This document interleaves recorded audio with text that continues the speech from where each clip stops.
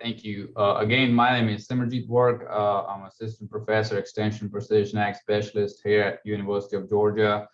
So this project I'm presenting today, it's actually was led by Dr. Eric Prasco and Dr. Kim Wright and Dr. Abney, helped with some of the data collection as well as some other extension agents. I recently started doing a lot of sprayer work or nozzle evaluation. So Dr. Prasco kind of handled all the data for me to analyze and put it all together. And we actually have a publication in process with the Peanut Science right now. So some of the graphs, if you look, may look familiar to how we usually organize tables or figures for the publication. But the motivation for this came from, again, obviously Georgia is the biggest peanut producing state, but it's also we're the second largest in cotton.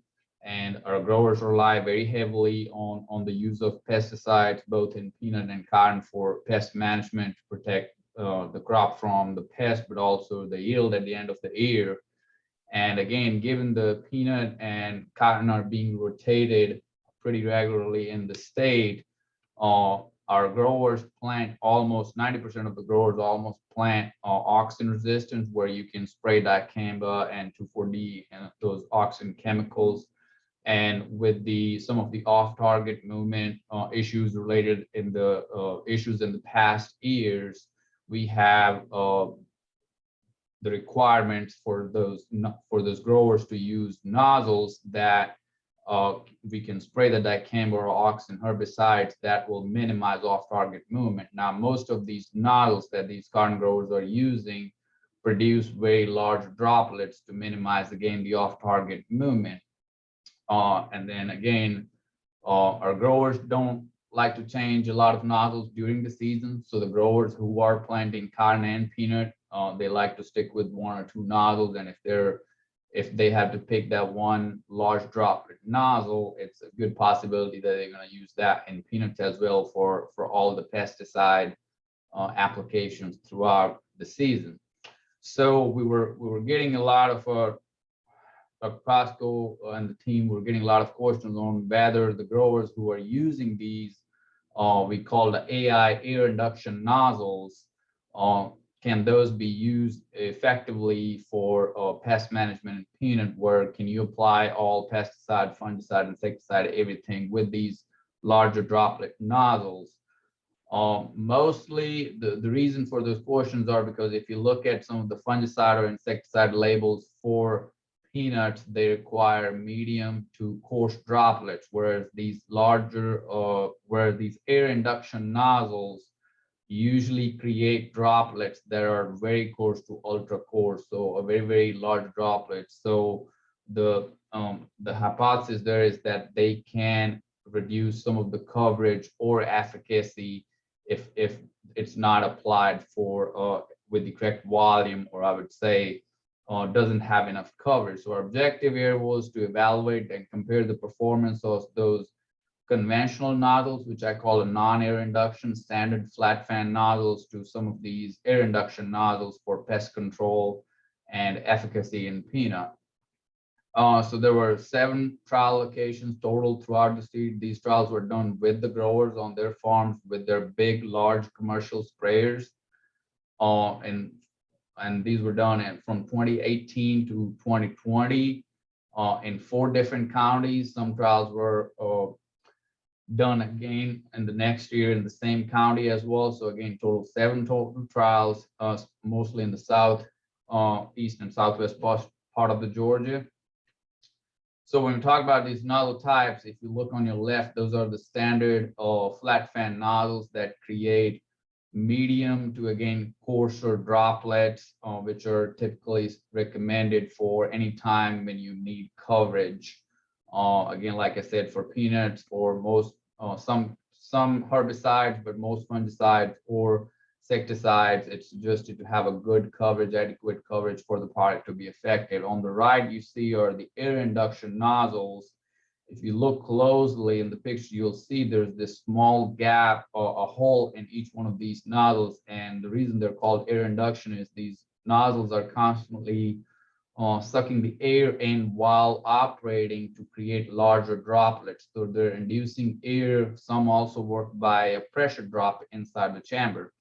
So at the same size or same rate, the air induction nozzles create very coarse to usually extremely or ultra coarse droplets, which again is required to mitigate drift or any of the off target movement issues, especially in cotton.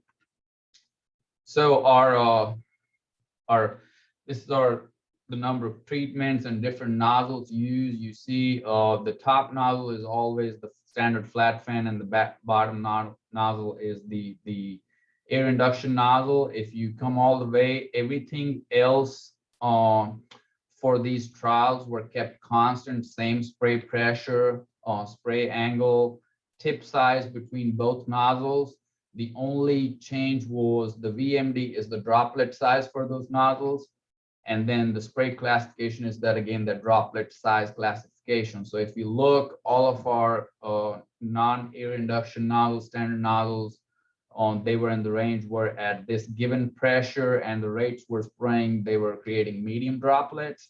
And then for all our air induction nozzles, if you look at the droplet size diameter is a lot bigger. They were creating anywhere from very coarse to ultra coarse. Now, this classification is based on the catalog, I would say, that the TJET or the nozzle manufacturer provides. So this classification is based when they're using water in lab conditions under a certain, again, environmental conditions in the lab. This can change a little bit when we're actually using chemicals in the field, also at different environmental conditions. So again, all trials were conducted with large self-propelled sprayers, most John Deere models anywhere from 4030 to 4730. Again, with the boom widths of anywhere from 90 foot to 110 foot, I would say. Again, these are converted in meters for publication. Nozzle spacing of 15 or 20 inches. The application rates were again either the lowest one was 10, but most of these were either 12.5 or 15 gallons to the acre, and the boom height was anywhere from 28 inches to 40 inches and across different locations. For data collection, again, like I said, all other spray parameters were kept constant except for the nozzle on the sprayer. The plot length was actually the length of the field itself, and the width was the size, the width was the size of the length of the boom. And then each treatment, each nozzle will replicated 3 to 4 times depending on the field size.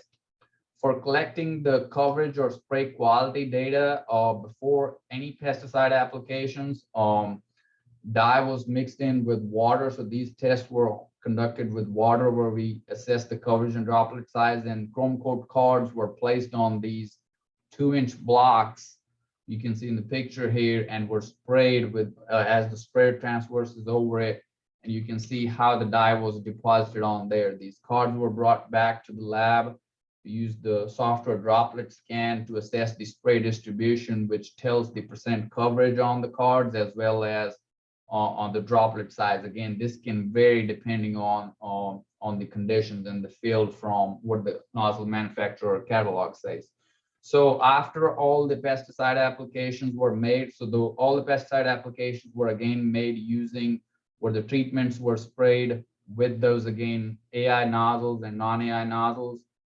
For plot ratings, for the data, we did after all the herbicide applications, weed data was collected by counting number of weeds in per meter square. Insect control, after all insecticide applications were done by sweeps per plot. Disease ratings, they were evaluated for leaf spot and white mold. And then also at the end of the season, yield data was collected by harvesting the center 6 rows for each strip in the field. So when we look at the results here, this is the droplet size that was actually assessed from the spray cards from the field, not as the one I showed earlier, the VMD range. And the spray classification based on that, you can see our goal for our non-AI nozzles were anywhere from medium to coarse droplets. So if you look at the top, the droplets were still in that category, except for these two locations, which again, it's possible even a small change in one of the spray parameters can possibly change the droplet size than what is usually attained in the lab. And if you look at before I go to coverage, if you look at for our air induction nozzles, we were in the extremely coarse to very coarse range for all of our nozzles there. The droplet size was statistically different between both. Again, the air induction created larger droplets, whereas the non-AI, the conventional, created smaller droplets. For coverage, we saw a difference in some of the trials where the percent coverage because of the larger droplets was lower than the smaller. Again, this kind of proves the point that you can expect a decrease in coverage with larger droplets in certain cases. However, we also had some cases like this here, plus few more here down where we didn't see any difference in the coverage despite differences in the droplet size. The pest control, again, I'm going to go pretty quick through here because I want to make sure I iterate that the pest pressure in all the fields in all 3 years was, I would say, pretty low to moderate. So we didn't see any significant differences in any of the weed, disease, or insect ratings in any of the plots, except for one here, which was the 3-cornered alfalfa hopper in this one trial, but that was not, again, that was not attributed to the differences because for this trial, we didn't even have the significant coverage between both nozzles. So we kind of did not attribute that to the nozzle difference. Again, there was no difference in pest control between those nozzles. So obviously we were expecting not to see any differences in the yield at all. Most of those trials didn't see any large significant differences. This trial, the statistical analysis here is again using a p-value of 0.10, so LSD 0.10. So we didn't see any differences that's just a significance level in the yield on any of the trials. In summary or conclusions, we are continuing a lot of this work. Again, this was on farm. We're doing a lot of small plot, again, some on farm trial again this year, looking at some other factors. In summary, for these, we did see the droplet size difference between those two nozzles in all these trials. But again, we did not see any reduction in pest control or yield among the nozzle types in any of all 7 trials. Now, again, like I said, a lot of these fields had low to moderate pest pressure. We believe that in cases where there's a severe pest pressure and change in application parameters, especially volume or pressure, that could provide a different result. So that's what we're testing in some of the studies this year or in future. How does volume along with droplet size or spray pressure or some of the other parameters affect the coverage or also the canopy penetration as for, say, for some of the fungicide applications. So we're continuing that work this year and coming years, and we'll have more data to present next year. With that, I'm going to conclude my presentation. Again, I'd like to thank everybody being present here, and I would be open to take any questions if there's time for that.